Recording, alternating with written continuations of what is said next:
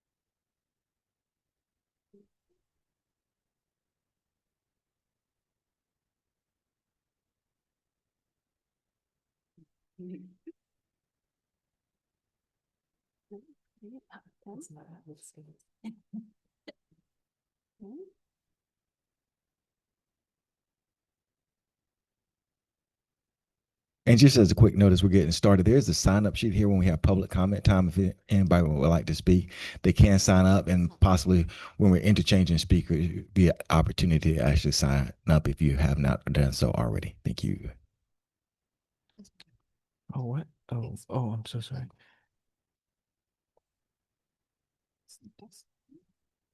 There we go.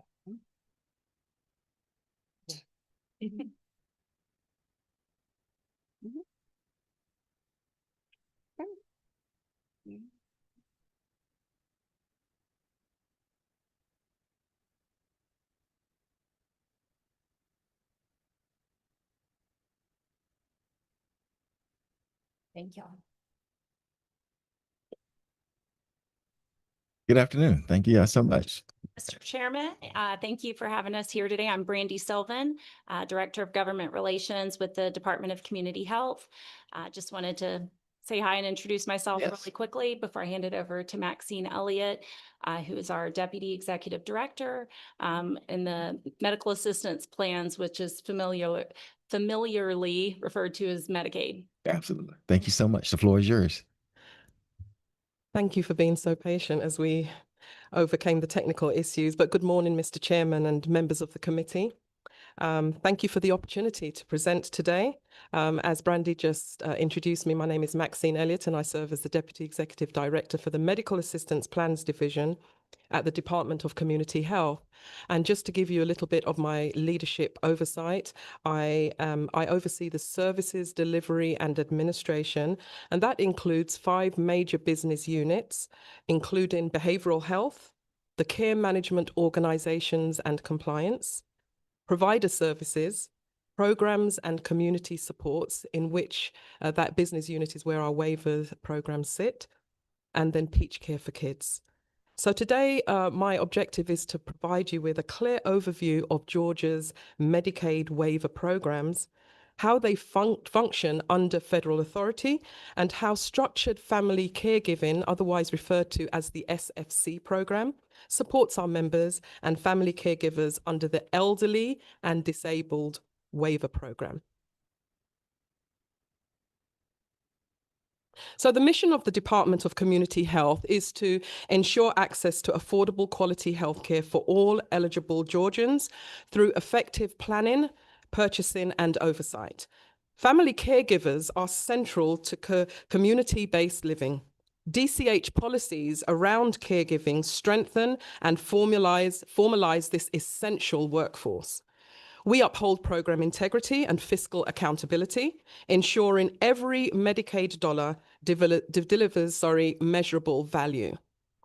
Our partnerships with providers, caregivers, care management organizations, and our sister agencies ensure a unified, coordinated approach to care. Family caregivers are an essential partner in Georgia's care delivery system. Through waiver services like the structured family caregiving, DCH recognizes, trains, and compensates those individuals for the vital role they play in maintaining independence and quality of life for our members. So what is a waiver, a Medicaid waiver? A Medicaid waiver is federal permission for a state to use Medicaid funds in non-traditional ways, most importantly, to provide services at home or in the community rather than in a nursing facility or hospital. Section 1915C of the Social Security Act is the main vehicle that allows states like Georgia to design these programs. Waivers must be approved by the Center for Medicare and Medicaid Services, and every design, every change or renewal is reviewed against detailed federal guardrails to ensure cost neutrality, quality, and member protection. The purpose of 1915C waivers is to give people meaningful options. It recognizes that many individuals, such as older adults, people with disabilities, and those with complex needs, can live safely at home with the right supports. However, federal law requires these waivers to remain cost neutral, meaning that, on average, the state cannot spend more for community care than it would for institutional care. There are 6 fundamental assurances that states must demonstrate to obtain and maintain federal approval for Medicaid waivers. These 6 assurances you see on the screen form the federal backbone of all 1915C waivers, and I'll just run through them very quickly. Administrative authority. This means that DCH must retain and execute full oversight of all waiver operations. Then there is the level of care. In order to be eligible for any of the waiver programs in Georgia, the individual must meet an institutional level of care. Person-centered service plans, another critical component to compliance and quality in home and community-based service delivery. All services must be person-centered, with the care coordinators reviewing these plans on a monthly basis and with the maximum reporting requirement being on a quarterly basis. We ensure that providers are qualified as condition of enrollment and then on an annual basis to ensure ongoing competency, awareness, and understanding of federal and state law and the department's governing policies. The responsibility to ensure the health and welfare of every individual member is of utmost importance and central to our administrative oversight strategies, which include compliance, performance, and quality-based outcomes. And finally, there is the assurance of financial accountability. Each of these assurances are continuously monitored by CMS and the state Medicaid agency, DCH. Every waiver we operate must show compliance with each of these assurances to remain approved and in good standing. These are some additional provisions under federal law that ensure that community care remains safe, accountable, and sustainable. CMS reviews every waiver every 5 years. And these additional ones are cost neutrality, which I referred to a little earlier, the HCBS settings rule, and I'm going to take a little deep dive into that and show the relevance, conflict of interest, no room and board payments, and periodic renewals. So as I said, CMS reviews these waivers every 5 years, and in that review process, they require data, performance reports, and assurances of compliance during the 3rd waiver year. And that is prior to the 5th year, which is the waiver renewal year. So it's a cycle of 5 years. And at the 3rd waiver year, that's when we do all of the quality and compliance and performance reporting as a pre-component to the renewal process, which occurs on the 5th year. And this oversight protects members and taxpayers' dollars alike. So let's take a look at the current waiver programs that we have right here in the state of Georgia. we operate 4 home and community-based 1915C waivers, each targeted to different populations and level of care. The first one, it is denoted as EDWP, but it is called the Elderly and Disabled Waiver Program, which includes Community Care Services Program, some of you may hear CCSP, and the service options using resources in a community environment, otherwise referred to as SOURCE. So EDWP now has a combination of CCSP and SOURCE under the waiver program. This waiver program serves adults aged 21 and over and adults with disabilities. And this is also the waiver program under which structured family caregiving is authorized as a service. Then we have the Independent Care Waiver Program. This waiver program supports individuals with physical disabilities or TBI, otherwise referred to as brain injury or acquired brain injury. The new Options Waiver Program caters for individuals with intellectual and developmental disabilities, and the Comprehensive Supports Waiver is for individuals with high intensity intellectual and developmental disabilities. And both of those last 2 waiver programs are operated by our sister agency, the Georgia Department of Behavioral Health and Developmental Disabilities. Let's talk a little bit about eligibility. Eligibility for Georgia Medicaid waivers is twofold. First, individuals must be eligible for Medicaid, meeting both financial and categorical requirements. Second, they must meet a clinical threshold, the same level of care required for institutional placement. Services are then authorized through a person-centered care plan, which is developed with the member and their support network. The structured family caregiving is not a program, it is a service within the elderly disabled waiver program. This service provides an innovative way to support families who are already providing care without being paid.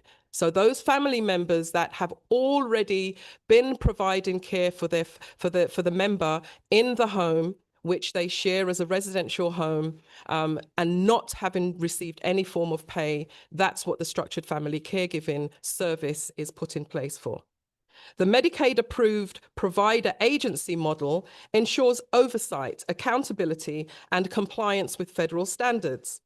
The family caregiver receives training, supervision, and a structured daily payment administered through the Medicaid-approved provider agency. Structured family caregiving is reserved for a live-in family caregiver who already provides daily unpaid care to the Medicaid member. Both the caregiver and the member, like I just said, must reside in the same home. This is a fundamental requirement. The service is not meant to create new caregiving relationships, but to provide support and to stabilize existing ones. The caregiver must be enrolled in and supervised through a DCH-approved agency that handles all training, compliance checks, and the payment. To ensure integrity, spouses, parents of minor children, legal guardians, and individuals holding power of attorney cannot be paid caregivers.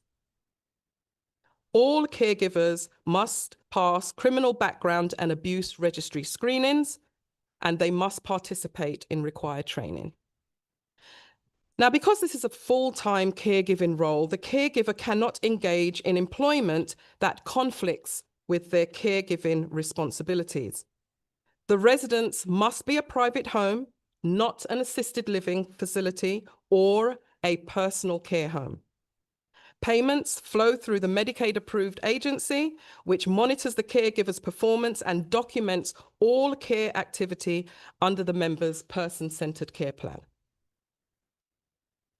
Federal rules allow states to compensate family caregivers only when clear oversight is in place. CMS, the Center for Medicare and Medicaid Services, expects states to demonstrate strong monitoring, documentation, and fiscal accountability. And this ensures that family caregivers complement, not replace, professional care. The home and community-based settings rule is codified at Title 42 of the Code of Federal Regulations, Part 441, Section 301, subsection C, paragraph 4. This was issued by the Center for Medicare and Medicaid Services to define what constitutes a home and community-based setting for purposes of the Medicaid services, waiver services. The rule applies to all 1915C waiver programs, including those that we reviewed a little earlier. The rule sets specific standards intended to ensure that individuals receiving Medicaid home and community-based services have the same rights and opportunities as individuals not receiving those services. These include integration into the broader community, the ability to choose services and providers, and the right to privacy, dignity, and self-determination. I want to touch on estate recovery, which is a component that is, every caregiver and their family alike, they could potentially be exposed to. So estate recovery is a federal requirement that applies to all state Medicaid programs offering long-term care services. Georgia's program is implemented under the OCGA 494147.1 and administered by the Department of Community Health. In simple terms, this means that after a Medicaid waiver member passes away, the state may recover certain costs paid for their long-term care services, including home and community-based waiver services. And again, that would include structured family caregiving under the Elderly and Disabled Waiver Program. Recovery applies only when the member is or was 55 years of age or older at the time services were provided, or if they are permanently institutionalized. It can include payments for services such as SFC, personal support, case management, and even related hospital or pharmacy costs incurred during that same care period. Importantly, this does not affect structured family caregiving eligibility or participation while the member is alive. Services continue as normal and no recovery occurs until after the member's death. Federal and state law provide clear protections and exemptions. No recovery is made if there is a surviving spouse, a child under 21 years of age, or a blind or disabled child. In the state of Georgia, we also recognize hardship exemptions. For example, if a sibling or adult child has an equity interest in the home and lived there while providing care for at least 2 years before the member entered care. DCH also applies what we term as a low value exemption, currently for estates under $25,000. And provides families the opportunity to claim hardship before any action is taken. The process begins only after death, when DCH receives notice from the vital records or a probate filing. The department then sends a notice of intent to recover to the estate's executor or next of kin, giving families time to respond or request a waiver. Our policy is to educate families early, during application, and then on annual renewal, so that caregivers fully understand the long-term implications and can make informed choices about participation and planning.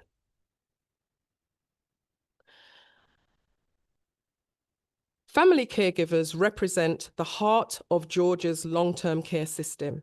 Their compassion, commitment, and presence enable thousands of Georgians to live safely in their own homes.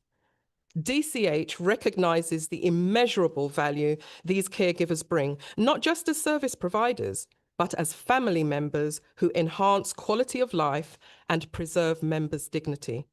Our agency remains deeply committed to supporting, training, and empowering family caregivers as equal partners in health and independence. Mr. Chairman and members of the committee, Georgia's waiver programs embody our commitment to community living, safety, and responsible stewardship. Structured family caregiving reflects the balance between compassion and accountability, supporting families while maintaining strong guardrails. Thank you so much for the opportunity to present to you this morning or this afternoon. And thank you for your time and your leadership on this very important issue. And I'll pause for a moment now to see if you have any questions. Oh, thank you so much for the presentation. Really enjoyed it. Senator, do you have any questions? Yes. Go ahead. And that's mine after you. Thank you so much. Okay. Thank you so much for your presentation and that abundance of knowledge. But I do have a couple of questions. One, what support systems are in place for to prevent caregiver burnout, especially for balancing jobs? And I know you said jobs were not allowed, but for caregiver duties. So within the waiver programs, we have case management. We also have care coordinators. Those are two vital components of the overall ecosystem of care for the member.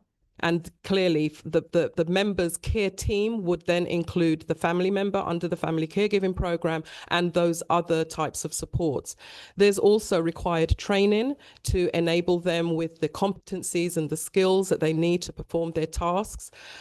Georgia is currently upgrading a lot of those trainings as well. We're looking to provide a summit for family caregivers because we do see that that is definitely a need, you know, especially as burnout. I've actually experienced being a caregiver myself. So as much as you have love and compassion in your heart, you're also a human being, and it does take a toll. So generally speaking, the complete ecosystem of care, which includes the agency, which is a Medicaid approved provider agency, they are expected to provide oversight, to provide the training, to provide looking at the documentation to make sure things are going well, along with that extended care team, which includes professional case management and care coordination. And I'm glad you spoke on training because that was my next question. So how often are caregivers eligible for required review and updates to reflect the changes of family, the dynamics of the family and the care needs? And then also who provides the initial training and ongoing training to the caregivers to complete the realistic day-to-day life of the care? Okay, so that is a very deep question. And if you would allow me, I brought along our Director of Programs and Community Supports. All of the waiver programs are under her leadership, and she's an experienced social worker and waiver professional. Would you like to come to the slide, please? Please come up, because we want to give you as much information as possible. So I want to give her the opportunity to provide a response to that. Her name is Taisha Ward. I ain't mean to put you on the spot.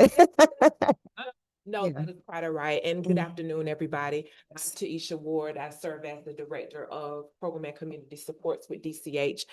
And to answer your question, Senator, initially the Medicaid service provider initiates those trainings, Okay. the necessary trainings in order for that caregiver to have all the necessary supports in place to care for that member.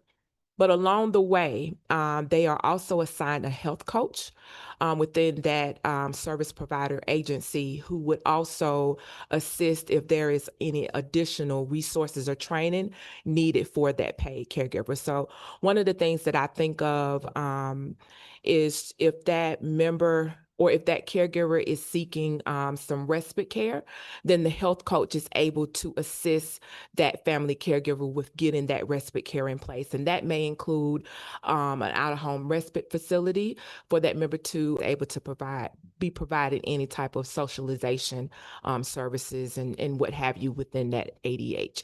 So though it's kind of like a coordination of care along the way, while the training is at a minimum on a yearly basis.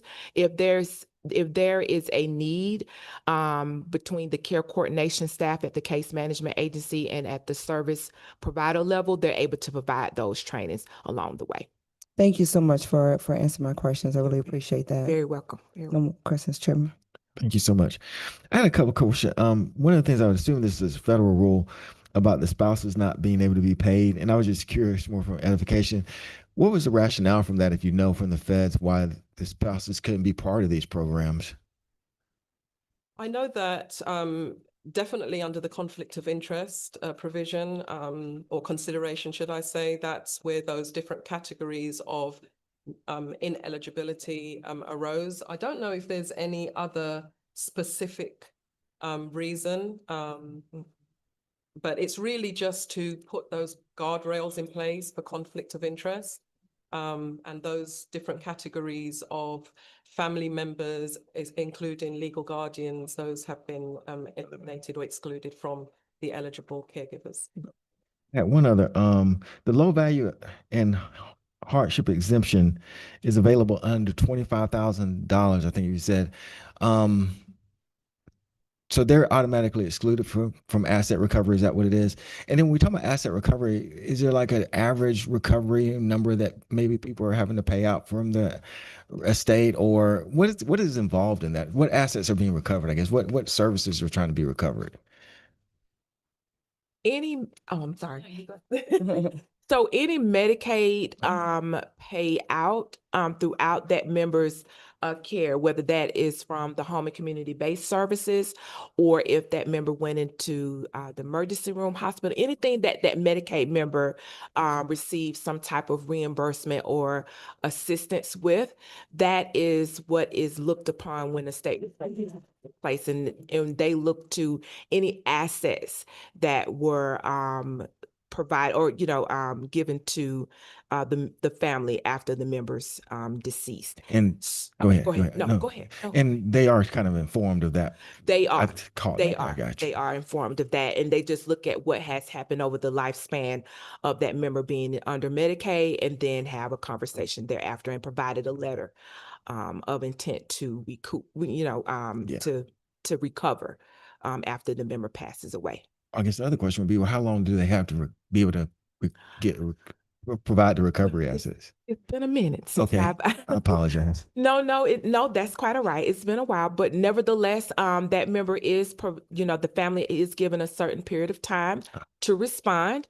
Usually it has been at least 60 to 90 days, but more than, I'm sure the Estate Recovery Office in the past has been willing and open to working with the family to ensure that everything is satisfied, whether that a hardship need to be actually been put in place. Absolutely. Thank you so much. Anything else, Senator? Well, that's all I had. Thank you, guys. I appreciate it. Thank you. Great presentation. Thank you. So up next, we have the intersection between caregiving and mental health. And I believe we have Sarah Phillips, Associate Director of the Carter Center, and also Dr. Kay Wayne, Data Analysis, also from the Carter Center. Please come forward. Thank you.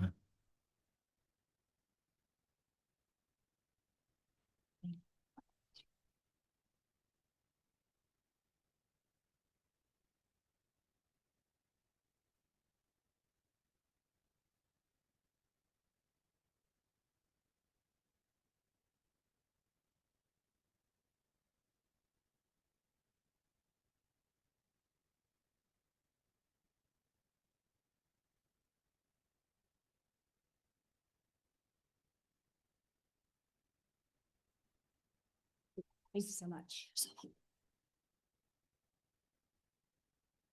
Good afternoon, guys. Thank you so much. Floor is yours. Good afternoon. Thank you so much, Chairman Jones, Senator Wicks, others joining us online.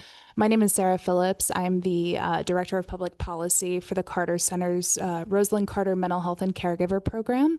I'm joined by my colleague today, Dr. Ke Wong, Data Analyst with our program. I'm really honored to be here with you today.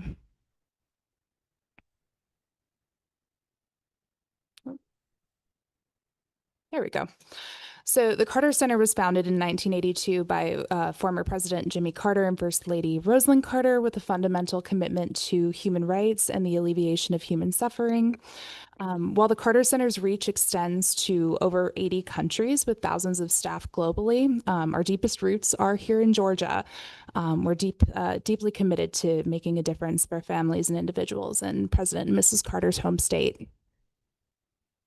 Mrs. Carter was a steadfast champion for mental health and caregiving herself since her time in the Georgia governor's mansion, and she founded our mental health program in 1991.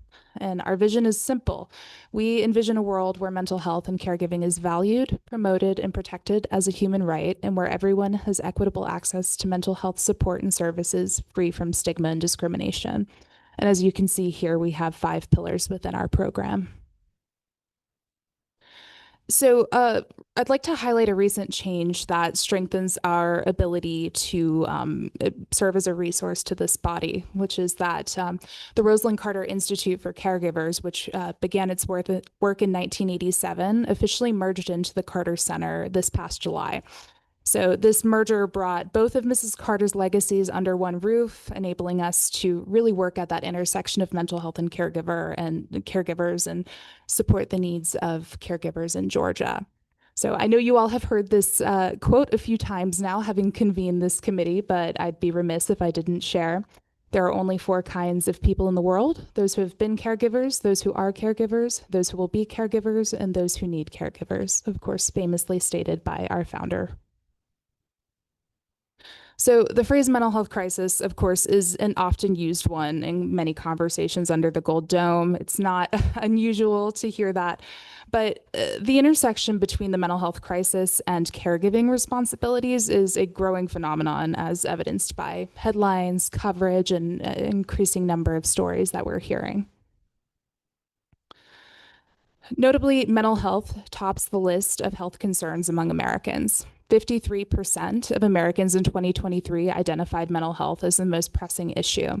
And this is actually up from 35% in 2021. And as you can see in this line graph, mental health surpassed all other health issues and overtook COVID-19 in 2022 as the primary health concern. And it has since maintained its lead.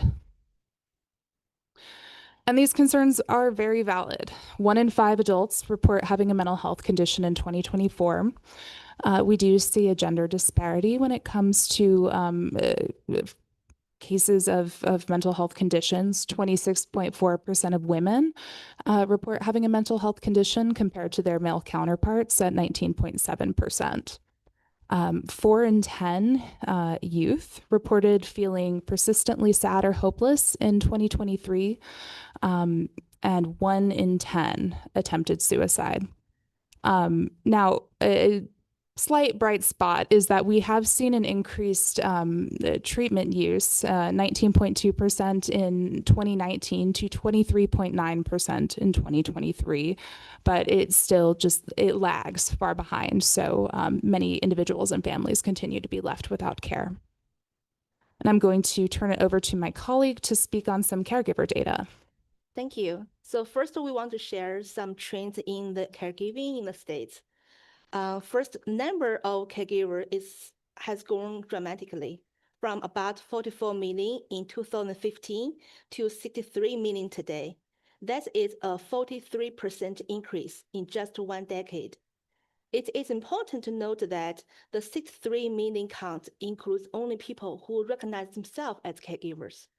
Although the awareness of caregiving is growing, many people still don't see themselves as caregivers.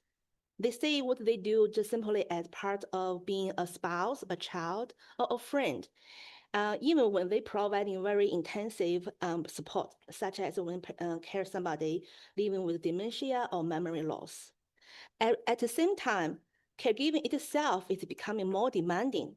As we see here, nearly 1 in 4, 24%, caregivers provide more than 41 hours of care per week. That is essentially the equivalent of a full-time job.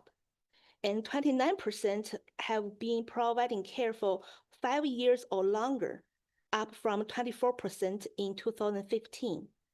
44% are giving high intensity care, assisting with multiple daily and instrumental activities.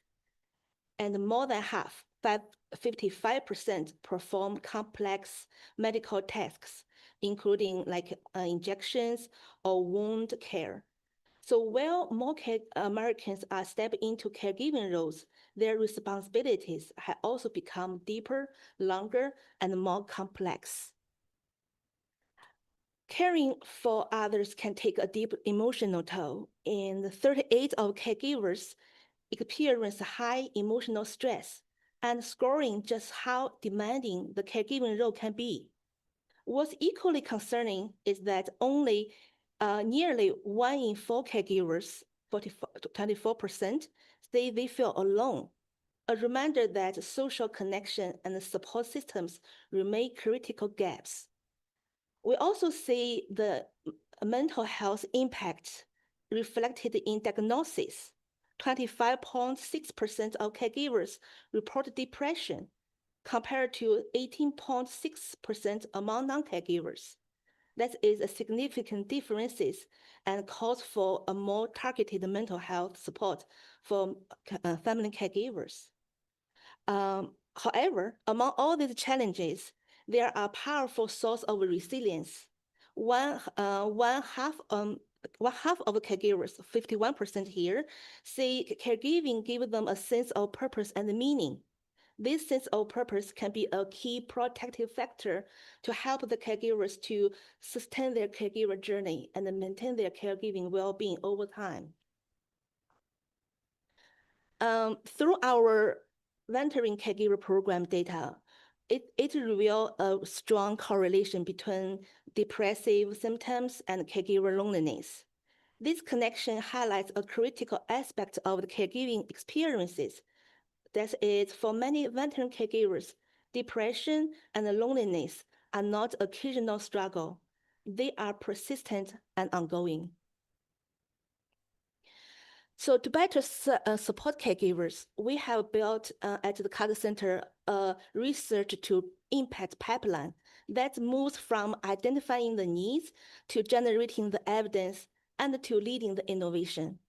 First, our research starting with understanding the people behind the data, the caregivers, and to identify their needs, the emergency trends, and the service gaps, and use our existing programs or developing new programs to responding to trends, meet the needs, and close the gaps. And also we examine the intervention mechanism and outcomes to understand what exactly help caregivers to sustain their well-being and caregiving roles.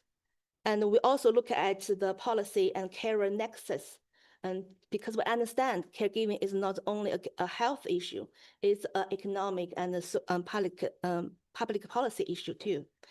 And all these strengths form the foundation for our evidence-based approach to supporting caregivers and informing public policy. And evidence matters most when it reaches and shapes the field. So our landmark publications have been cited as field references.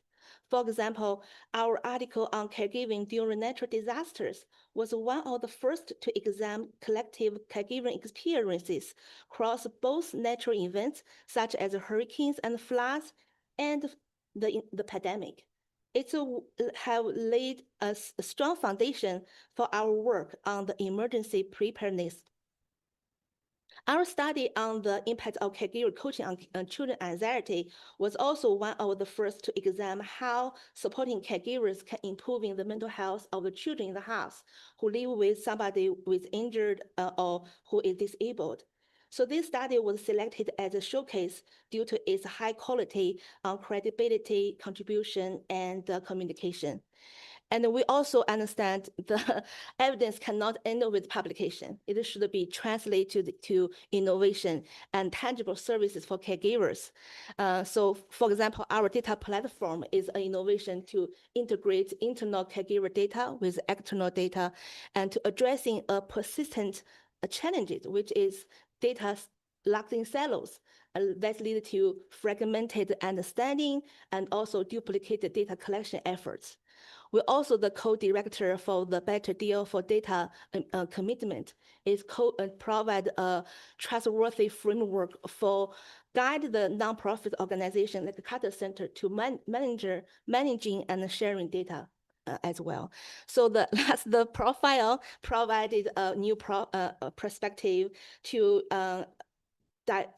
respond to diverse caregiver experiences across the caregiving journey, and emergency preparedness program led us to ensure family caregivers and those they care for are prepared, resourced, and seen in the face of disasters. We would like to share one resource, which is a caregiver crisis text line, because we learned that when caregivers talk about their challenges and burnout, it can be uncomfortable for caregivers and also their care recipients, especially when care recipient can overhear the conversation. So to address this, we partnered with Crisis Text Line to provide caregiver with a 24/7 text-based confidential space for emotional support when the caregiver is in distress. And caregivers can text TAF to 741-741 to contact with trained crisis counselors.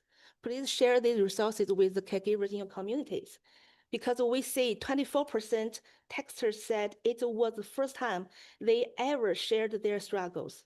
This reflecting how this service helps break the silence around caregivers and their isolation. And this line has successfully managed 2 suicide de-escalation and 1 emergency service intervention, whereas the counselor was unable to calm down the caregiver. They had called the first responder to intervene. So this is showing the life-saving potential for this service. And by comparing caregiver mental health crisis with youth, we found some interesting and important findings. As we can see, both groups here, they reach out about similar issues, such as anxiety, stress, relationship, and depression. But the nature of their distress is very different. For caregivers, the crises tend to be chronic and cumulative. They experience consistent strain from balancing caregiving duties, work, and family life. Their triggers are mostly external pressure, such as caregiving, logistics, financial concerns, and role overload. We see more taxing activities during the day, and especially the midweek, when these pressures peak. In contrast, the youth texters facing accurate and crisis-oriented distress, often tied to identity, trauma, and self-worth. They are significantly more likely to report self-harm or suicidal thoughts, highlighting the urgency of their mental health needs. Their texting spikes overnight and on Mondays, when the feeling of isolation and anxiety are often strongest. So in short, we want to say caregiver experience ongoing strain, while the youth often face immediate emotional crisis. These differences underscore the need for tailored interventions. On one hand, for caregivers, sustained stress management. On the other hand, for youth, we need rapid crisis response. Last, we also want to share one source called CareNet. It was established in the early 1990s. It's the state special heart at Mr. Carter's heart, and it is a vital regional coalition that spans the entire state of Georgia. Its mission to bring together family caregivers and the agencies that support them in a meaningful way. What's powerful about the CareNet is that it offers grassroots information gathering, the real story and data from caregivers on the ground. And it creates an opportunity for legislators to learn about caregiving from their own constituents and helping them to understand what support really look like in their district. So in the past, our center offering Caregiver of the Year to 3 caregivers every year. 1 professional, 1 family caregiver, and 1 volunteer caregivers, which are nominated by these CareNet agencies. And every year, if Ms. Carter have allowed her, she will hand it one rose and small check and to the winners, and will also share their stories. So I remember I saw watching the caregivers walk up to the stage, sometimes nervous, sometimes overwhelmed, but always with full deep of pride and appreciation. And for many of them, it was the first time their struggles and their sacrifice was shared and truly celebrated as well. So that's the moment to remind me why we're doing what we're doing, and reminding me the mission is the caregiver needed to be seen, to be heard, and to be valued. And personally, for the last, as a data analyst, it reminded me behind every data is a human story, and behind the story is a caregiver, and their life can just be made a little bit easier by through our work. So thank you. Much. We Go ahead. have, oh, No, go ahead. apologies, Mhm. couple more slides. Absolutely. Thank you. So we've highlighted the critical need here for supporting the mental health of caregivers, and I want to acknowledge the forthcoming changes that are afoot when talking about caregiving supports. So the One Big Beautiful Bill Act passed this year decreases federal Medicaid funding by 15% over 10 years, which risks coverage loss for over 14 million people nationwide. This is absolutely critical to the mental health of caregivers, as Medicaid funds more than a quarter of all U.S. mental health and substance use disorder services. And of course, funding cuts are going to disproportionately affect community mental health centers, school-based services, and rural clinics. The consolidation of federal agencies that have historically served behavioral health, like SAMHSA and like HRSA, that may impact funding for behavioral health resources as well. New federal Medicaid rules also impose work requirements, mandating certain beneficiaries to complete at least 80 hours per month of employment, training, or other activities to maintain coverage. So, while the law does not appear to be intended to impose those requirements on family caregivers, the way that it's implemented could inadvertently do so if certain details are not addressed very carefully.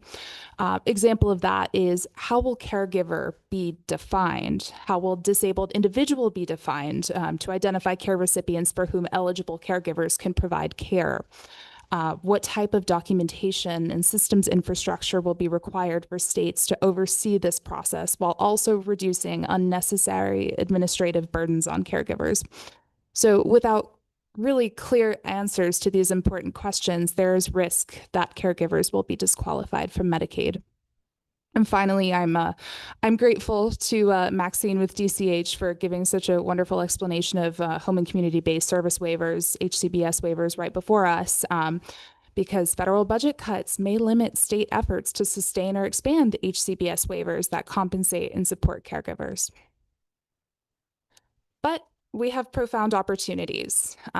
So with HCBS waivers, like I said, the future is uncertain due to proposed budget cuts that could significantly impact Medicaid funding. These changes are expected to primarily affect optional services, which comprise the majority of Medicaid spending. I want to be clear, HCBS are considered optional because states are not federally mandated to provide them. This, however, does not mean that they are unnecessary, quite the opposite. The potential for these cuts to reduce access to HCBS waiver programs and increase wait times for families seeking support is a major, major concern, and could lead to institutionalization of many people who otherwise would be cared for comfortably in their homes, as states might be forced to tighten eligibility requirements or even impose enrollment caps. Difficult decisions are going to need to be made about where to scale back parts of Medicaid, so we are asking our legislators to defend HCBS that supports caregivers and care recipients both.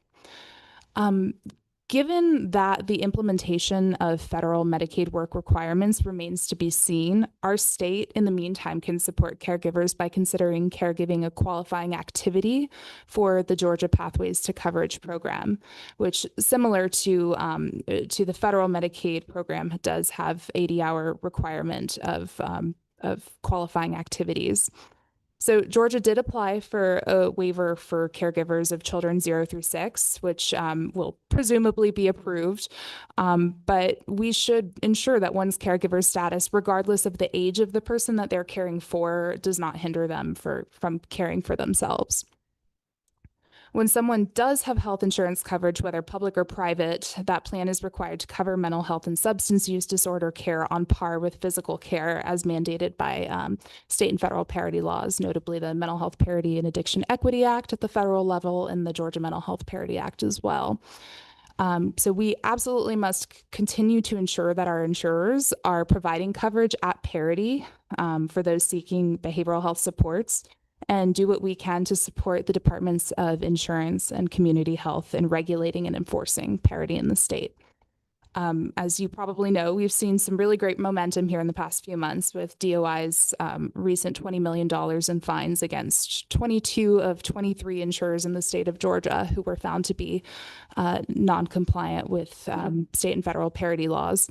But we're still, as I like to say, very much in the infancy of this process of enforcing and regulating parity in the state. So we have to remain vigilant and ensure that Georgians with health insurance, including caregivers, are able to access affordable care. Excuse me. And finally, last thing I'll say here is time is the most important resource managed by employed family caregivers. Many are forced to leave a job due to the caregiving responsibilities. In fact, 1 in 3 caregivers have left a job due to caregiving demands. And policies should be designed with this constraint in mind. So we recommend adopting presumptive eligibility as a strategy to improve caregiver access to home and community-based services, which allows expedited enrollment of caregiver care recipient pairs into HCBS without the lengthy documentation and eligibility determination process. I want to note presumptive eligibility is by no means a new concept. It was tested by 36 states for pregnant women before becoming part of the Affordable Care Act. So we believe as a start, we can target newly discharged hospital patients with identified caregivers as one class of presumptively eligible groups and get them covered quickly. I'll also note among the wonderful research that Ka and her team has done, they do have a paper on presumptive eligibility for caregivers. If that is of interest to this body, we're happy to share that. So I thank you all so much for dedicating your time and your expertise to improving supports for caregivers in Georgia. The information that we've shared today is the tip of the iceberg in terms of what we can share to help inform your decision making through the Rosalind Carter Institute for Caregivers, which, like I said, recently merged in with the Carter Center. We have over 40 years of caregiver data, as well as more programming and resources that may be of assistance to your constituency. So please consider us a resource to you in your work. Thank you, and we're happy to welcome any questions you may have. Absolutely. You have any, Senator? Okay, go ahead. Thank you so much for being here this afternoon, and thank you for your information that you share with us. I have a couple of questions. So definitely this is important to me, especially when it comes to mental health. Me being a 30-year Army veteran, mental health is important to me. So one thing, is there a joint effort, a joint initiative between the VA and the state to address depression amongst veteran spouses and family caregivers? We do work with the VA on multiple things. Previously we have the veteran caregiver programs. Okay. And we get the referrals from VA hospital agencies to serve for these family caregivers. And also recently, our emergency preparedness was also working with the GEMA and the VA to share the toolkits, resources to the families as well. Okay. And then also, I'm still big on, especially with burnout. Is there some, have you like worked alongside other states to find out what the best practices that they have to reciprocate what's going on here in Georgia? We try to, we are 2 ways. Like one way we'll teach and help caregiver to find the most efficient way to self-care, find any window they can take a break. And another way, we try to encourage them to pursue respite care through multiple ways. And last year, we collaborated with EDF, the foundation to give them limited, but still give them have a taste of how respite can help them. So that's the resources we externally, internally to provide to the caregivers as well. And if I may, respite care is a critical part of home and community-based services, which really underscores why we must protect and maintain our availability of these waiver programs. I had a couple. On the caregivers not viewing themselves as caregivers, like spouse caregivers or parent caregivers, I would say that probably kind of look at themselves as I've been put in this situation and these hardships that exist is just what I have to deal with, and it's not anything I can seek treatment for or anything of that nature. How are we kind of like getting to them to understand and know this is actually, for lack of a better term, kind of like your job? I mean, there's something you do need treatment for, something you do need help for. You're not just thrust in this position. You have to settle for, the existence that now exists, that there are things to actually help you get through this. How do we kind of reach them to do that? I think the awareness, caregiver, you can ask for help is important. And sometimes caregiver don't want to showing this be weak on this. They want to be the stronger, the pillar in the house to holding everything. So they feel pride for what they're doing, but they don't want to bother to say I'm too much for us. Especially among male caregivers, we see more female caregivers to use this crisis text line to ask for help than the male one. So I think that we like share the norm and the environment culture say it's okay if you feel too much. And we have the resources here can help you. We have the specialist to provide the tips. We have the all set of resources to tailored for dementia caregiver, for veteran caregiver, for youth caregiver. So just let us know if that's you need, you're in need. Yeah. I think part of that too is decreasing the stigma associated with identifying as a caregiver. Like Dr. Wong said, that is especially prevalent among male caregivers. And so continuing to integrate caregiving as a critical role and as frankly a job into our vernacular is so important. I mean, you'll notice we're wearing these pins today that say, I was a caregiver, Dr. Wong is a caregiver. Just continuing to uplift that messaging that we are all touched by caregiving in some capacity, whether it's presently or it was or it will be. And that's something that we see a lot of opportunity to partner with our state on too, in terms of messaging, public awareness. The policies that we implement can continue to raise awareness around caregiving as a really critical role. Let me ask you this too. When we talk about the caregiver and having a sense of purpose because they're a caregiver, have we done it? Has any research been done or any services offered? What happens when that sense of purpose actually now is no longer there? Do we know what happens to the caregiver at that point in time? Especially if you're talking about an older spouse caregiver, it's going to be much different for them. Have we kind of looked into that? What happens to them next? Yeah, that's a very important spot we need care as well is for our caregiver profile, we have 10 profiles. One of the profile is post-care. Some is in the bereavement stage, and they feel purpose, feel meaningful while they were caregiver, even though they were burned out, they're tired. But when the cared one, the loved one gone, they feel empty. They feel the big hole in their heart. And these come back in waves, not just 3 months later, it will be fine, even after 2 or 3 years. So that's is one research, and our target is what we can do for people in the post-care stage, the resources for them as well. Yeah, that's it's an emerging topic for us as well. Thank you. I have one other last one on presumptive eligibility groups. Can you kind of give me a quick Cliff Notes version? What did the action entail there? Sure. Actually, we have the expert who authored the paper, so I'll let Dr. Wong explain that. Great. Yeah, that's what we were thinking. Caregivers, especially the employed caregivers, they could become a caregiver overnight because of accident, because of stroke, and when their loved ones discharged from hospital, they're focused on what the treatment is, but they never talk about what the impact on caregiver. Do they have to cut the hours, or do they have to get away, leave their hours? And I would love to know their support in the community, support the resources. But it take a month, maybe even weeks or months for them to get approved, become eligible. And if we have this, the presumptive eligibility applied to pregnant women, can we use the same logic to apply to the caregivers and their paired care recipient? So they don't have to lose a job. They can, while they were benefiting from this support, and also work through these procedures, the paperworks, the evaluation, the review procedure. So they don't have to lose a job.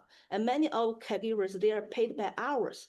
So when they missing an hour means they get short on pay. They already get the increase on the medical the bills because of the incident. And now they have less income. So there's an actual financial burden for the caregiver as well. Absolutely. Essentially, the idea is a caregiver and a care recipient would leave the hospital covered. Right, I understand. And there's a paper on that. You did a paper on it. Okay. Miles, and she is also specialty at the bereavement as well. We have several papers on bereavement as well. We're happy to share it. Yeah, thank you. I love to read it. Thank you so much. Thank you guys for your presentation. Thank you very much. Thank you. Next, we have unpaid labor and costs provided by caregivers. We have Connie White, Jasmine Bowles, and Joanna Jackson by Zoom, 9 to 5 member. Please come forward.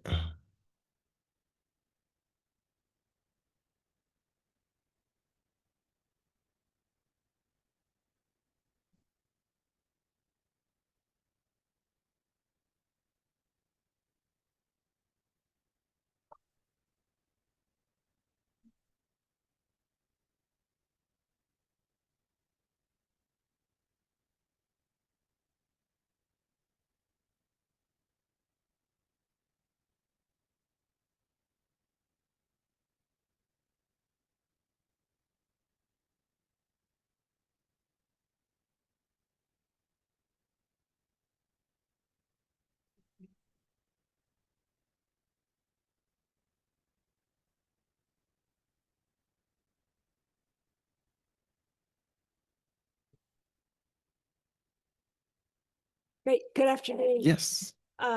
Chairman Jones, members of the committee. My name is Connie White. I am a senior manager as well as the assistant director of the Area Agency on Aging at ARC, Atlanta Regional Commission. And with me is Cara Polino, who is the Access to Services Manager. Okay. Thank you. Certain. So while ARC is a regional planning commission, for our purposes today, we're just focusing on Aging and Independent Services Division, which is the Area Agency on Aging.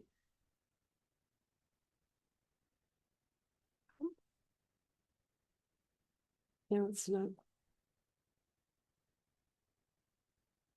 Sorry, it's not moving down.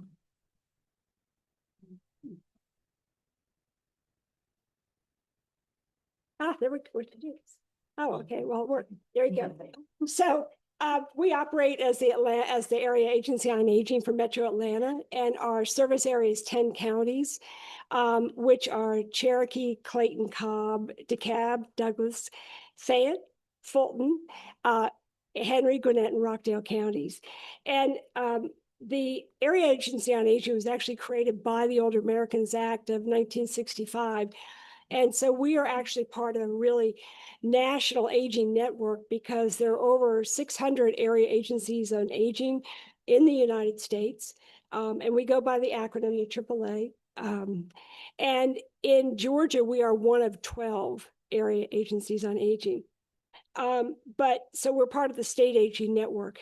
But the network is really much more than 12 area agencies on aging in the state. We actually have a really close collaborative partnership with the Georgia Division of Aging Services, led by Mary Lee Boatwright Quinn, who is the Assistant Deputy Commissioner. We actually have the opportunity every other month. Ms. Quinn holds a meeting in Macon that she and all her staff attend, as well as all the AAAs in the state, and also Maxine Elliott and Taisha Ward from the Department of Community Health attend. And we spend a half day together really talking about policies and issues and also successes. So the state network is one that's actually a very strong network and we're very proud of. As one of our roles as AAAs is really to obviously plan for the older growing population. It's to provide some services directly, and then it's also to partner with the state to give grants. So we plan for the future in a few different ways. One of them is through our strategic framework, which is known as Live Beyond Expectations. Another is the Area Plan on Aging. This is a plan that's actually developed by the state for a 4-year period. And it sets goals and objectives for the entire state to work toward. And it's really accomplished in collaboration with all the areas, agencies on aging working together, as well as other state partners. We also issue policy briefs informing local and state decision-making. So we also connect individuals to services for older adults, family caregivers, and persons with disabilities. We have counselors that provide resources and information to people, and we also do intake support. We actually have 4, I almost forgot about the CareNet. We have 4 caregiver programs. We actually have a CareNet in the Atlanta region still. And we also do an evidence-based model of telephone consultation with caregivers that was actually developed by the Benjamin Rose Institute, and it's called Care Consultation. We further have Turalta, and Turalta is a technology platform that is really beneficial to caregivers because it offers online support groups. And so caregivers can often find somebody to take care of their older adult, leave, go to a support group, and come back. So having an online support group is really valuable. And it also provides really specific personal resources for them. We also have Powerful Tools for Caregivers, which is an evidence-based program that really teaches self-care and coping strategies to caregivers, which is really important. And those are done all throughout the region by volunteers. And last, we also are part of the Veterans Directed Care Program. So a large portion of what we do is we support people at home. So ARC provides grants, having gotten funds from the Division of Aging Services and paired with Older American Act funds to provide grants to counties and to nonprofits to actually deliver services to everyone in the community. Some of those services that are more well-known would be like home delivered meals, personal care. We also they also have senior centers, right? And they have congregate meals at senior centers, transportation getting to and from there, as well as doctor's appointments and then wellness programs. We are required under the AAA to have an elder legal assistance program for individuals. And we also offer multiple caregiver support programs. I think our colleagues from the Carter Center was talking about the importance of respite programs. And we have both a regional respite program for in and out of home respite, and the counties also have respite programs. And then we also have kinship care programs in some of the counties. Kinship care is such a growing area of need where it's grandparents who are raising grandchildren. So I want to add to what you've already heard from the Carter Center, the effects of caregiving, as they supplied a lot of wonderful information. Caregiving costs U.S. businesses over $44 billion a year. When we did our first policy brief in 2018, that number was $33 billion. So in 7 years, it has grown by $10 billion. The loss of 650,000 jobs annually is directly attributable to caregiving conflicts. People having to make a decision to cut down to part-time work, and then others who have to make a decision to completely leave the workforce. There's another 791,000 employees who experience chronic absenteeism due to caregiving conflicts. If they have employed an aide and the aide doesn't show up, they have no option but to call in that day. If there's an emergency, they have no option but to leave work early to take care of their parent. And all that accumulates to a $44 billion loss in the jobs. You've already heard something also about being a caregiver leading to health problems, which is incredibly serious. 64% experience high emotional stress. 45% experience physical strain. The lifting, having to learn how to move somebody, use a Hoyer left, use a transfer board, just getting somebody out of the chair. There's a lot of physical strain involved in that. 1 in 5 individuals rate their own health as fair to poor. 1 in 5 caregivers. And nearly 25% struggle to take care of themselves. If you're busy taking care of an older adult, seeing to all their appointments with different specialists, the last person you think of is you. You don't get your annual eye exam. You don't get your annual physical. You don't get a hearing test. You don't refill your prescriptions. And they suffer because of that. So they put themselves last as opposed to putting themselves first, because we try and let them know that if they don't care for themselves, there won't be anybody left to care for the older adult. Caregivers also face really personal financial costs. 8 in 10 caregivers report routine out-of-pocket costs of being over $7,000 annually. That's just everyday things that they have to pick up to provide for that older adult. 33% have stopped saving money. 24% have exhausted their short-term savings. And I think the hardest statistic is that 13% have used their long-term retirement savings or education savings, leaving them nothing. So the following are issues and recommendations that were developed from the National Strategy to Support Family Caregivers, actions for states, communities, and others. And we've attached that link in our PowerPoint for your reference. We took the liberty of actually highlighting some actions that Georgia, well, actually it's not highlighted, but I can speak to it, highlighting some actions that Georgia's already accomplished and some that Georgia may want to consider. So the first one is, you actually spoke to it yourself, Chairman Jones, is that the issue is that family caregivers do not think of themselves as caregivers, right? They're simply a son or daughter doing what they need to do to help their parent. You know, a typical example is caregiver takes a half a day off work to take their mother to the doctor. Then they have to go get a new prescription at the pharmacy. They take her back home. They make sure she has something to eat to take the medication, get her lunch, make sure she's safe, and then they go to work and they transfer for the rest of the day. That is the true definition of a family caregiver. But to that individual, they are nothing more than a son or daughter doing what they need to do to support their family.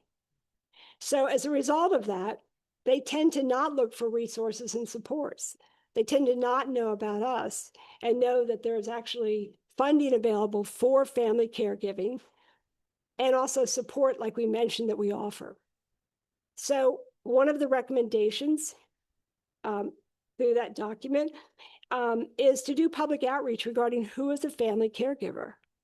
And the second is proclaim November as National Family Caregiver Awareness Month to generate more media coverage. Okay.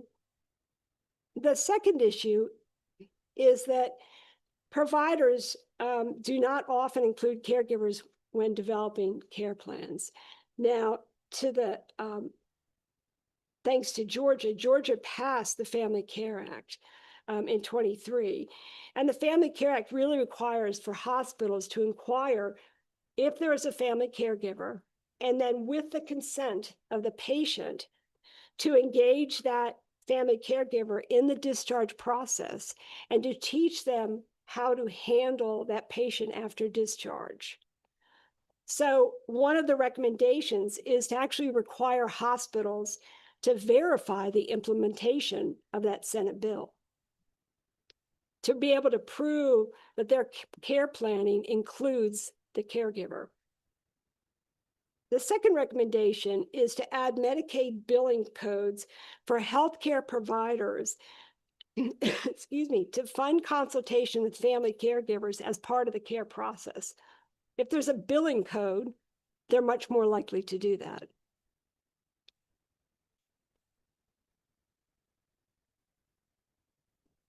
The third issue and recommendation is something that, having been in this industry for over 25 years, it never ceases to amaze me, is that people do not understand that Medicare does not pay for long-term care costs. I cannot tell you the number of times when somebody will go, well, it pays for assisted living, right? It'll pay for the home delivered meals. It pays for the transportation. And the answer is no, it's not. It's a very common misperception when people have not entered the area of caregiving and the area of aging to where they don't know that. Now, Georgia Medicaid providers have consumer direction options, which are wonderful, and a structured family caregiving in its home and community-based waiver. And also under the Division of Aging Services, providers can offer respite programs. But a recommendation would be that there is actually a master plan on aging across state agencies, right, that include family caregiving priorities. The last issue is family caregiving is expensive. We've already figured that out. Georgia already has the tax credit for family caregivers. The recommendation, though, would be to increase the family caregiving tax credit from $150 to something more like $7,000, which is more the average of what an individual caregiver expends yearly. The other recommendation is to explore mobile adult daycare centers, which is a less expensive option than adult day health and a much less expensive option than home care. Our presentation is a little shorter than the others, but we appreciate being here and we're happy to answer any questions that you have. Thank you so much for being here. So where we'll do it, I guess we'll go to our 9 to 5 folks on Zoom and then come back for some questions, because I do have some questions I want to ask. Are you in person? Right. Okay, come on up. Oh, the two separate on here, so it's like the same. It's all good. So let me ask you questions. Let me ask the questions. So, and these kind of dovetail together, and that is dealing with the hospital requirements under SB 61, and also how can we do a better job connecting you guys to the caregivers, whether it's you or other entities? Because when we talk about SB 61 and doing the hospital implementation, having lived it, I guess if implementation is sitting down with you for 5 minutes and saying you have this service and you have this service and you have this service, then it's being done. But if actually sitting down with you and actually going through services that exist in a comprehensive way, then SB 61 is not being complied with. So I would like to know, how do we kind of get that implementation done to where hospitals are really doing true implementation, to where a person, when they're leaving that hospital, they're just not like going home with their loved one saying, I have no clue what I'm supposed to do next. I mean, how do we actually improve that? So it could be one of two ways. It could be from education on the caregiver side, right? We talk to caregivers every day.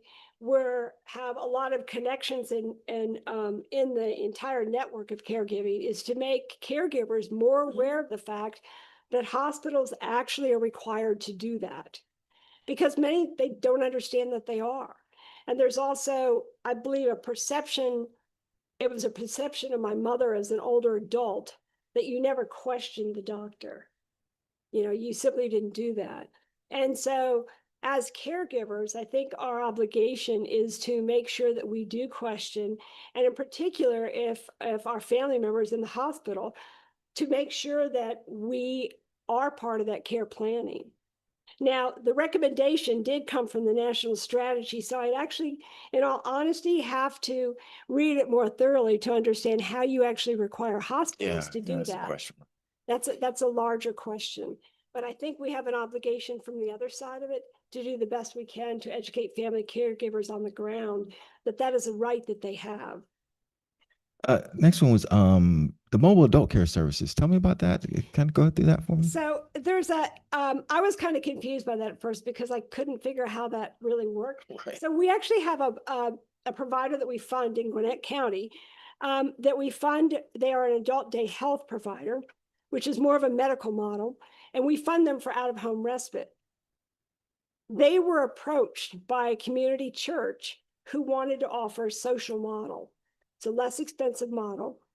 And it's a model that's really useful for people that can no longer go to a senior center, but you want to offer something to them, right?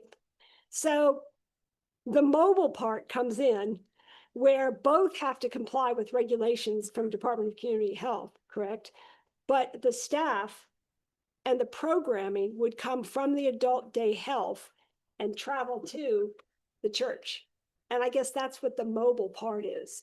And so there are different ways to offer the model under Medicaid, but one of the things that this provider of adult day health hopes to do is to actually have five, that you can have up to five, sort of almost like a satellite social daycare.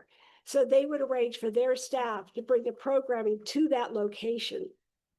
And they also, because they sort of have oversight, they would also make sure and help to make sure that that social model was always in full compliance with the regulations. And because they have more expertise, they would actually bring themselves to that location to offer support. So if you could no longer go to a senior center that is of no cost, the social model of adult day is much less expensive than the medical model of adult day. And all three of them are much less expensive than if you had to bring a private home care agency into your home to stay with that adult for 8 hours a day. One other on the billing codes, is that something that the state can do, or that have to go through the federal government on changing those Medicaid billing codes? Actually, I would actually have to inquire about that, to be perfectly honest. I'm happy to research it. Back Thank to you. that answer. Absolutely. Senator Wicks, did you have anything? All right. Thank you guys so much. I appreciate it. Absolutely.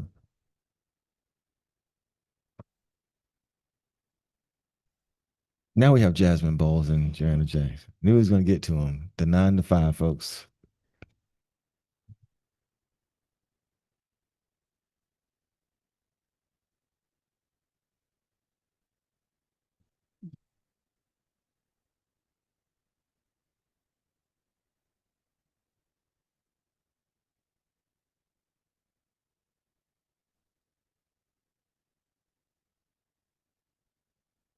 Yeah, no, that's all right.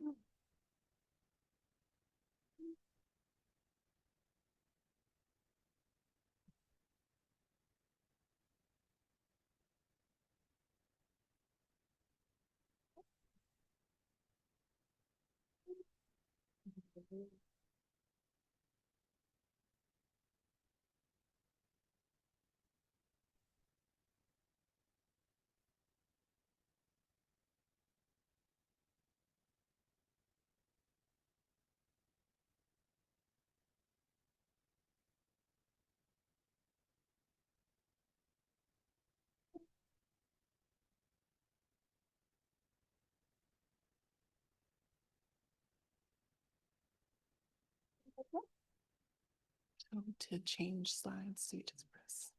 They're scrolling. It's the arrow right down there. Thank you. It's just a little bit.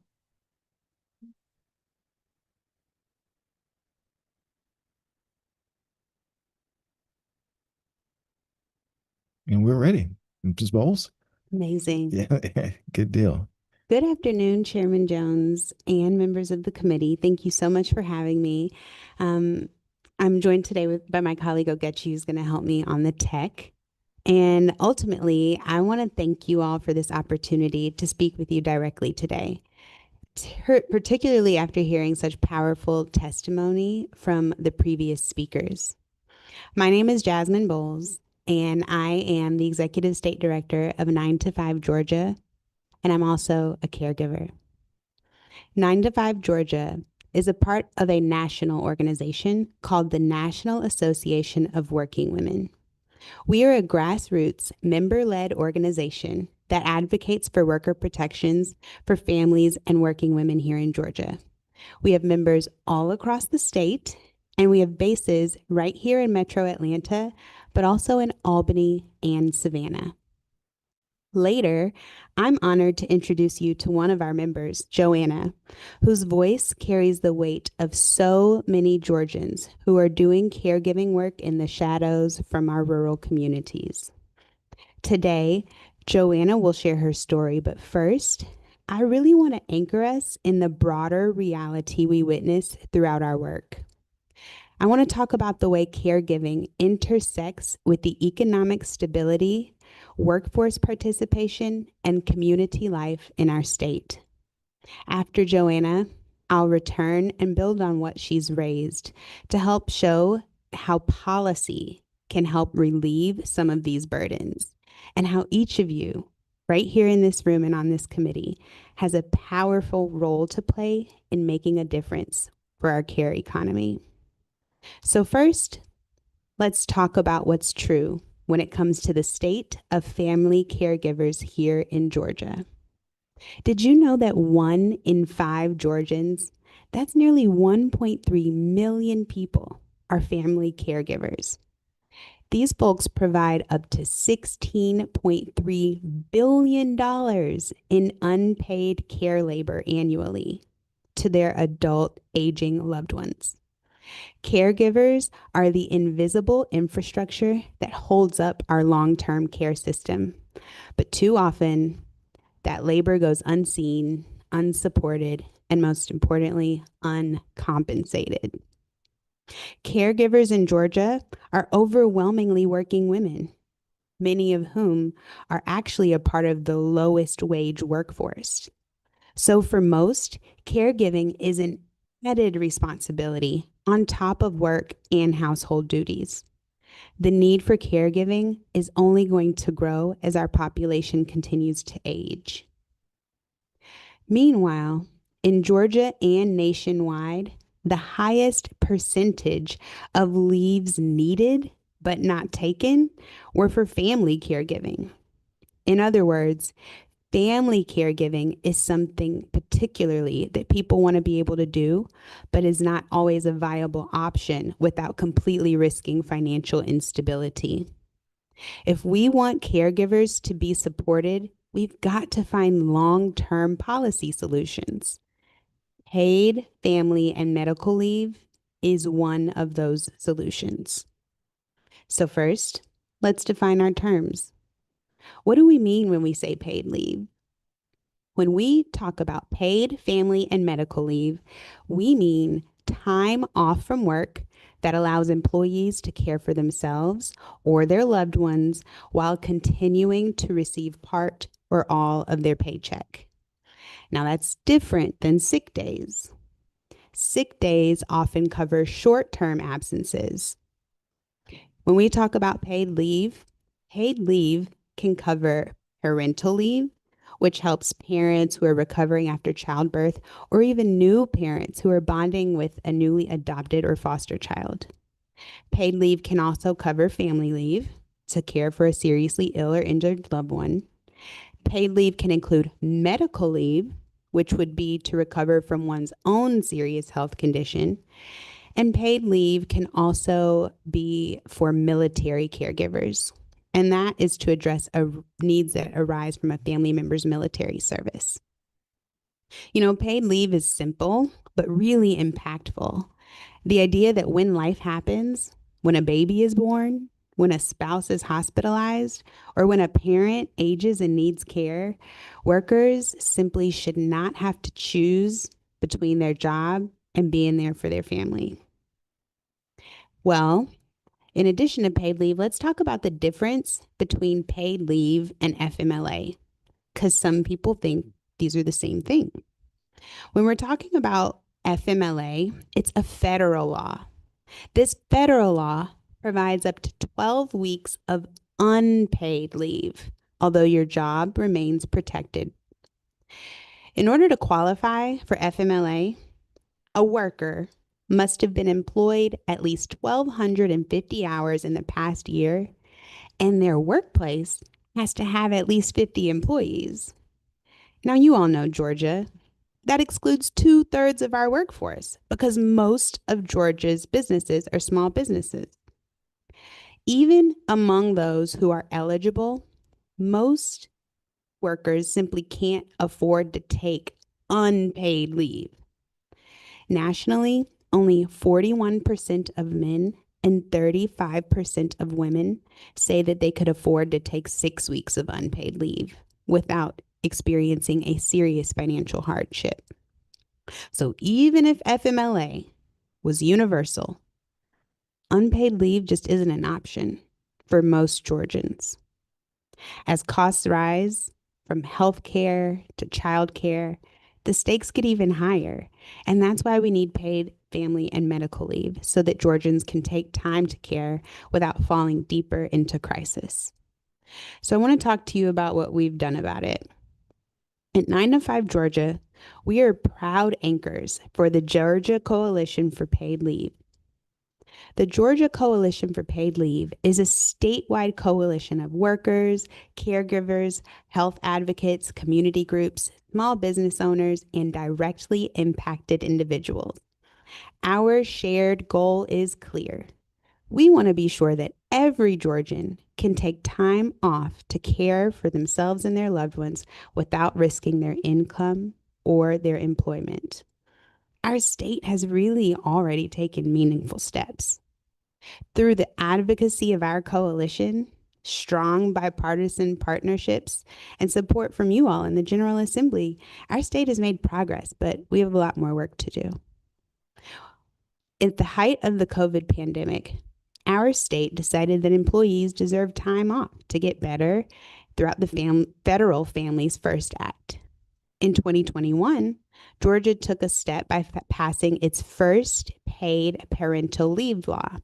For the first time in our state workers and public school employees could take 3 weeks of paid time off to recover from childbirth, welcome a new child, or care for a newly placed foster child.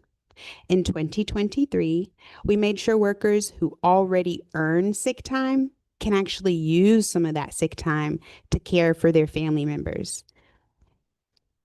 This also happened when we repealed the sunset provision on the Family Care Act. In 2024, most recently, our state has built onto that momentum through House Bill 1010, which was the first parental paid leave law expanded into 6 weeks. This bipartisan victory showed just how much we can achieve together. Our coalition continues to educate communities, elevate caregiver voices, and build the momentum for more inclusive policies that support families and businesses. But we know that this challenge is even more deeply exacerbated for workers in rural communities. For example, rural Georgia has twice the poverty rate of Metro Atlanta, and nearly 2/3 of rural Georgians live in an area where there is already a shortage of health professionals, and that is 13% higher than the national average. Rural areas are most of Georgia. That's why we want you to hear today from Joanna. Joanna, a caregiver and community organizer from Albany and Macon, has a life that embodies the caregiving crisis, and you all should hear from her. At this time, would love if we centered Joanna's voice. Okay. Yes, ma'am. Good afternoon, Senators. My name is Joanna Jackson, and I am a caregiver who is part of the unpaid workforce. Thank you for the chance to be here. I live in Macon, but I spend about half of my week down in Albany. I'm here because I want you to see what it really looks like to be a part of the Georgia unpaid caregiving workforce. I'm in what they call the sandwich generation. I'm raising my grandson, who I have guardianship over, and at the same time, I'm caring for my mother and helping my daughter, who just moved into her own apartment in Albany. I'm a mama, a grandmama, and a daughter all at once. And right now, I'm caring for my mama, who needs dialysis treatment 3 days out of the week. I'm also managing my own type 2 diabetes.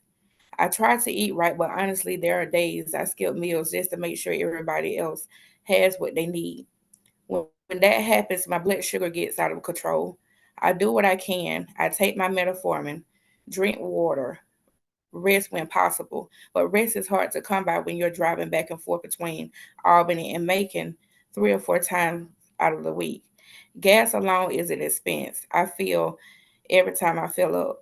I applied months ago to participate in the Scorcher Family Caregiving Program. We're still waiting to hear back to be approved. I learned that even once you're approved, they don't pay you for the months you're already worked. It's just a waiting game. In our culture, family caregiving is a value. It's an expectation that we take care of each other. My family ability to care for other family members is limited because they work 9 to 5 jobs without paid leave, meaning they use their lunch breaks and vacation days to provide support. We're always fighting for time, and there isn't room to slow down, take a breather, or process what we're going through because falling behind on reading groceries is not an option. Right now, every health scare or emergency forces us to rearrange everything just to keep up. I pieced together a living from several contract jobs just as a community organizer, postpartum doula, and community health worker. None of it is steady, and when it's all add up, I still make less than $25,000 a year. Every month feel like starting over, trying to make the numbers work while making sure my family is cared for. If paid leave were available to me and my family, caretaking would not feel like an impossible juggling act. I struggle with my mental health, and paid leave would give me time to take care of myself when I need to. It will also let us take time when we need to heal and care for each other without risking everything we have worked so hard for. So I'm living in Macon, caring in Albany, working contracts in Atlanta, doing all I can to hold everything together. But it's exhausting. I told a friend the other day, yes, I'm supporting myself, but sometimes it scares me. Sometimes I just feel like I hit a low because I have underlying health conditions, and with me supporting everybody, will I have the support?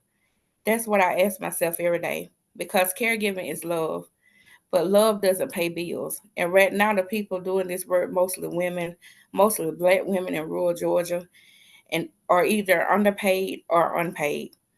We're holding up the system with our bodies and our faith. Senators, I want to ask you, what happens to our elders, our children, our families if we can't afford to keep caring for them? What it would look like if caregivers had real support, like paid family and medical leave, whether we're contractors or full-time workers. That kind of support could make the difference between surviving and breaking down, between being able to care for our loved ones and having to walk away because we couldn't make ends meet.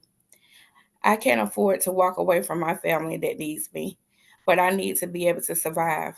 I'm proud of the work I do in my family and in my community, but as I tell folks, you can't keep filling other people's cup if your own is empty. I don't work a traditional job to be able to be eligible. I work contracts. So if that type of employment is included in being eligible for paid leave, that would give me a little bit more cushion room, especially to help with my mental health. Paid leave would help me plan my caregiving responsibilities without worrying about where my next job would be. It would give me stability while I manage a crisis or transitioning from one caregiving phase to another. If my family members had paid leave, we could share caregiving more evenly and have the support system we need when challenges arrive. No one should have to choose between caring for their loved ones and keeping their livelihood. Paid family leave makes it possible to do both. Thank you for listening and seeing caregivers like me because we are the backbone of the state. We just need a little bit more support to keep standing in the gap. Thank you all. Thank you so much, Ms. Jack. Thank you. Joanna, thank you so much for your courage and your honesty. While I'm trying to keep it together, I just want you to know that Joanna is one woman and you heard one voice, but she represents millions of working women and families across our state. She's part of the sandwich generation, as you heard, which represents about 1 in 3 caregivers nationally, because she cares for her mother, her grandson, and her children, all while managing her own mental and physical health conditions. So as she asks herself, will she have the support that she needs Will she make it? It's the same question that too many Georgians are asking. And right now, the systems that we've built can't help her say yes.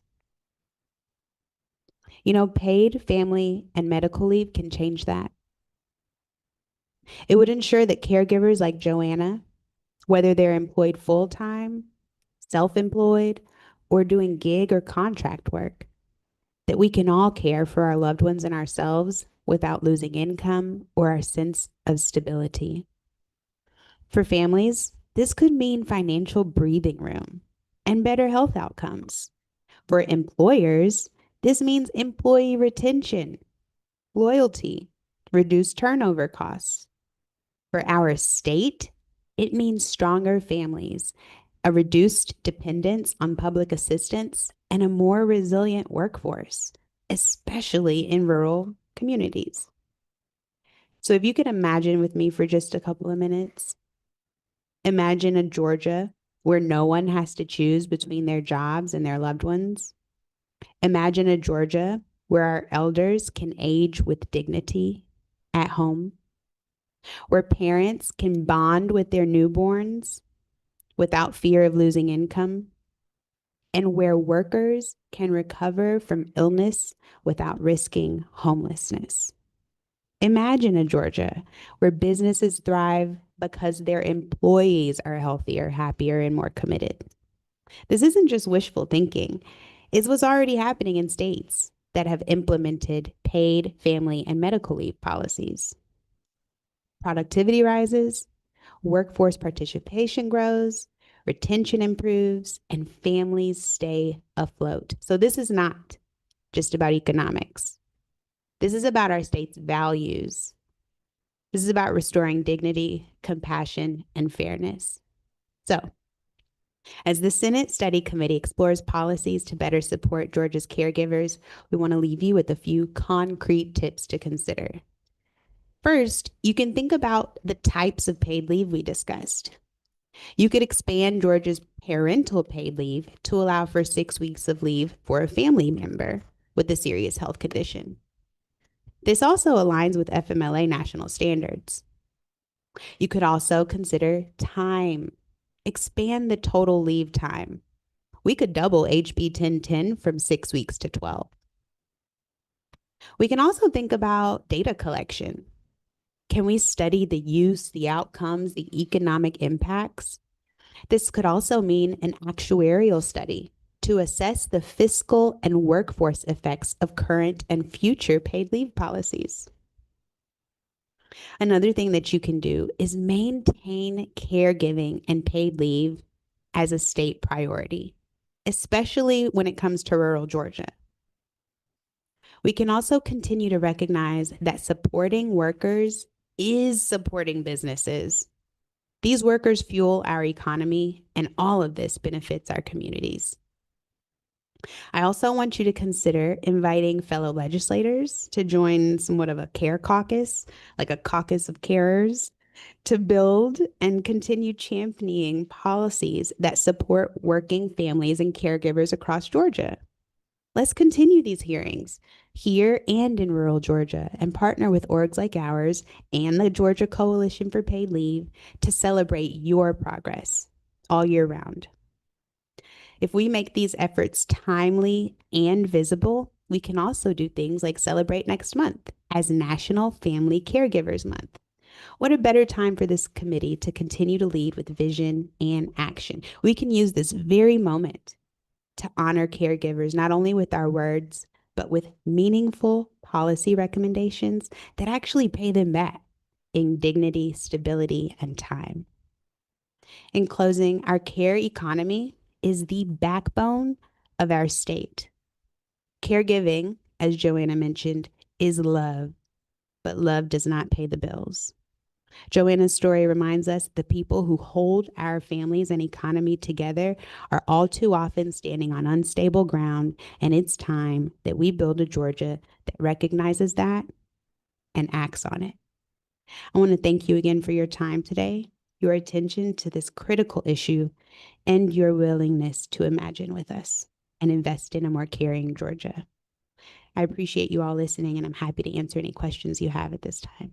Absolutely. And before even doing the question, please let Ms. Jackson, I didn't know she was going to go off, but the fact that she came on was very valuable because I know that every minute of her day is valuable, every single minute. And she probably had to even to come on to this Zoom. So we appreciate it. And I wanted to tell her that. It's very kind of you, Yeah, Senator. Thank you. absolutely. Yeah, I wanted to let her know that. What kind of efforts have you guys been trying to make to try to educate employers about the necessity of, if there's ever a bill to kind of even drafted, to say this is not anything that's going to hurt you about the paid leave. This is something that's going to actually help you within your business structure. That is such a smart question. And the reason that that's such a brilliant question is I think it's important for us to lift all the ways that a well-rested workforce actually benefits the employer.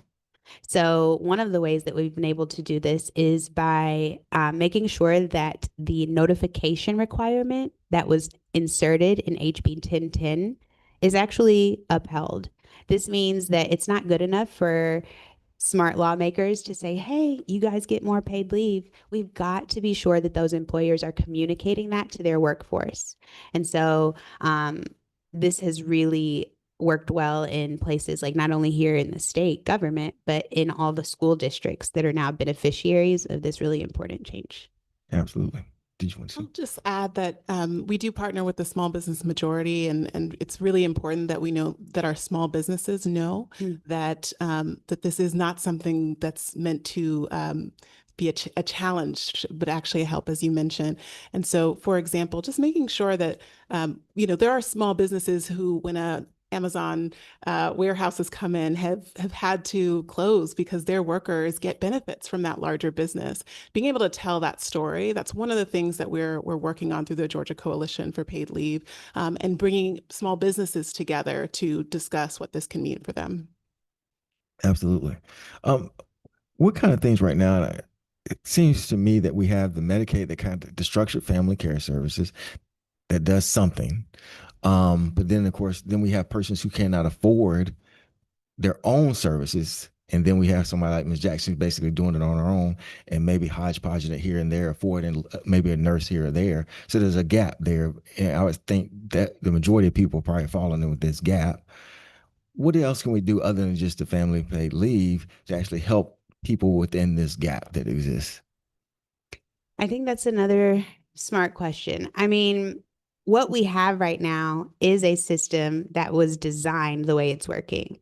That means folks are to splice together these resources that just don't quite make families whole. We believe that while we continue to expand resources, like making sure that the wait list is alleviated and that folks get the in-home care services they need, we also believe in making sure that our rural communities get the healthcare supports and infrastructure that they need. But we believe that our state can walk and chew gum. And while we're doing all these really smart things on a micro level, that the best solution is going to be a comprehensive solution. Senator Wicks, you had anything? Okay.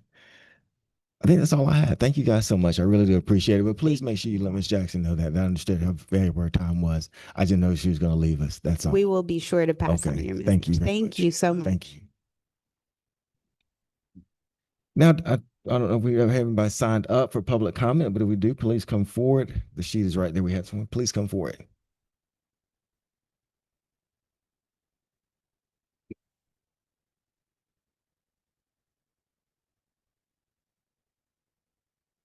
Good afternoon, and thank you to the members of this committee for inviting me to share my caregiving experiences and also procedural and legislative recommendations.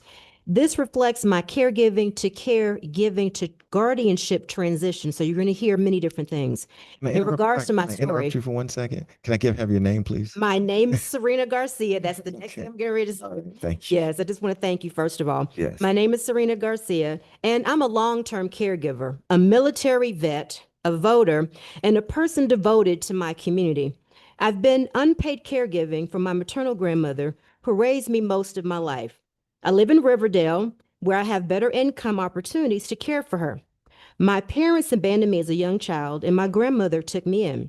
When I became an adult, she asked me to step into the role of leadership and care provision, just as she did for me. I did for 30 years consistently.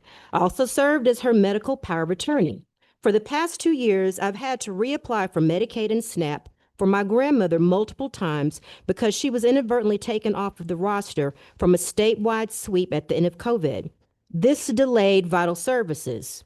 For the past year, I have received multiple bogus complaints from out-of-state family members who reported to our state Adult Protective Services where a particular staffer, Shannon Bailey Gooch, was not, for some reason, equitably able to investigate when family members created what I deemed unauthorized checking accounts, other types of homepage services, all the while my grandmother had been diagnosed with dementia. She should not have been signing off for these kinds of things. This particular staffer also visited the home once to check for food accessibility.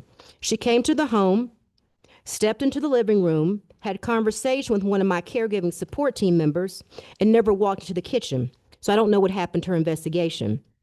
All of these different issues cause immense caregiving challenges, and the state could have had more fair and balanced information regarding their assessments versus leading into different aspects that really did not provide the type of caregiving that we need. Nonetheless, every time they investigated, there was nothing to be found in anything I've done. Last year, I applied for legal guardianship. When I applied for legal guardianship when my grandmother lives in Brunswick, she suffered a fall during that time and began demonstrating clear signs of diagnosed dementia. She was eventually sent to a hospital where there was no caregiving plan provided to her when she left. So what I had to do is figure out what to do very quickly, did not know where to go, did not know how to seek resources, and no one came to find me to tell me, nor could I find anything immediately. I had to provide care even more deeply than I had before. I was assigned to a Glenn County probate judge, Kelly Lanier, to take my guardianship case. I had to get more authority and more control over the situation. She has a personal injury legal background, but not one in elder law. She is very new to presiding on any bench.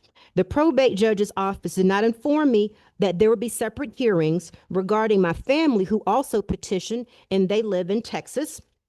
I was not informed on when my own case would take place. I had no idea when the hearing was going to take place. So instead, my co-petitioner received the information regarding the hearing. Luckily, I was able to make the guardianship hearing. My estranged mother and a half-sister applied for guardianship unbeknownst to me. After 30 years, I've never heard from them one time about any level of caregiving they provided and never offered help. Again, they live in Austin, Texas. During the case, I had copious amounts of proof of my successful care, all things from medical caregiving to conservatorship in an unofficial capacity. But the judge did not seem interested. My hired attorney, unfortunately, did not provide my caregiving documentation prior to the case, although I was assured that he did. My counter petitioners of family members had their separate hearing that I knew nothing about. And there was a creation of unfound allegations, accusations, aggressive behavior. The judge did not seek evidence from me or ask me or my attorney to respond. She apparently decided that I was not worth defending myself or providing my case against these accusations.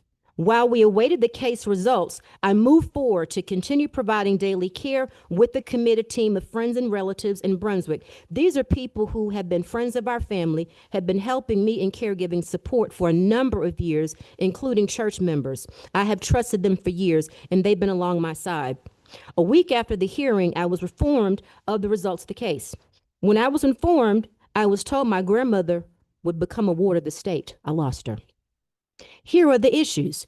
When the state-appointed guardian called me, I tried to provide details immediately about what my grandmother has had challenges with, how my care has been provided to her and my team, and that her dementia is getting worse and worse by the day. Therefore, a permanent facility would be needed and quickly. The guardian, Jessica Manning, appointed by the state, is based out of Waycross office. My family's in Brunswick. I'm in Riverdale. When the person called me, I was shut down the phone verbally and told me she does not need any details from me. She'll take it from here. Be quiet. I requested by email that she contact me by email so I can track and document the conversations, ensure that she has what she needs to do for her job. But she has refused to respond to me. This was the beginning of more issues to come. For 30 days, This particular state guardian, Manning, did not provide care, housing, food, or attention for my grandmother, despite a requirement from the judge's 60-day order. Who did provide the care? Me and my caregiving team, as we always have. Now that the 60-day judge reporting requirement has come down, I'm being asked to provide all these details that I know about and access of information as if I'm still the caregiver. But remember, when I tried to, she said she didn't need my information. So what is the point of having an appointed guardian when you've been the caregiver for 30 years, there has been no track record negatively, and there's somebody that is in state proximity and authority to do what they need to do, and they still have to knock on your door for information? Me and my team could not provide 24-hour care that she needed, so I constantly advocated for nursing care services. I sent a letter to the state guardian to express all the details I was shut down from talking about before. No response from the state. I watched my video cameras at my property showing me my grandmother would be outside 6 to 7, 8 times a night from 9 p.m. until midnight, walking around the yard, watering plants and feeding feral cats. I also had a trespassing charge on a couple of individuals who were supposedly family members and also friends. Somehow this was ignored, and the state guardian allowed them to come in when my grandmother had a fall just about a month ago. When she had the fall, she had to be sent to a local hospital. During this window, a few weeks ago, these particular individuals who I had trespassing charges against robbed my house of TVs, jewelry, collectibles, clothing, and heirloom items. The state guardian was the one who allowed them to come. And who gave the state guardian the opportunity to do that? The judge. When the state guardian finally contacted me— 2 more minutes, okay? 2 more minutes, okay. There was no time to be able to respond, and so this is what happened. So now I'm moving on to my recommendations. There should be a centralized effort for caregivers to navigate state offices, city and county resources. There should also be a way that seniors are not automatically cut off of Medicaid and SNAP.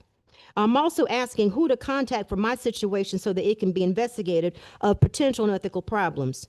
I'm requesting that legislation be put in place to force hospitals, doctors, and treatment centers to inform current legal caregivers when a change has been made to their caregiving status, as I was bumped out of the situation, and now I'm having to deal with the next steps. I'm also requesting that legislation be put in place for guardianship and conservatorship petitioners to be informed when a hearing is going to take place about the decision, a timeline, a caregiving plan, and next steps to happen. Also, what we need to do to provide their expectations. Caregiving is a labor of love and support, and many of us are likely being sidelined, diminished, devalued, and dismissed by a lack of accountability in governmental systems, and procedures and legislation has to be put in place. And just so you know, the fact of me being here today, I'm not getting paid to be here. Thank you. I appreciate that, Ms. Garcia. Thank you. Anybody else? Okay. Concludes our public comment and concludes our hearing for today. Our next one is actually going to be November the 6th, where we believe we'll be hearing from a couple of states that actually, a couple of them actually do family paid caregiving. So we'll try to hear from those states and as we're getting ready to wrap up. But I want to thank everybody for coming. I appreciate everyone's efforts. Thank you so much. Thank you.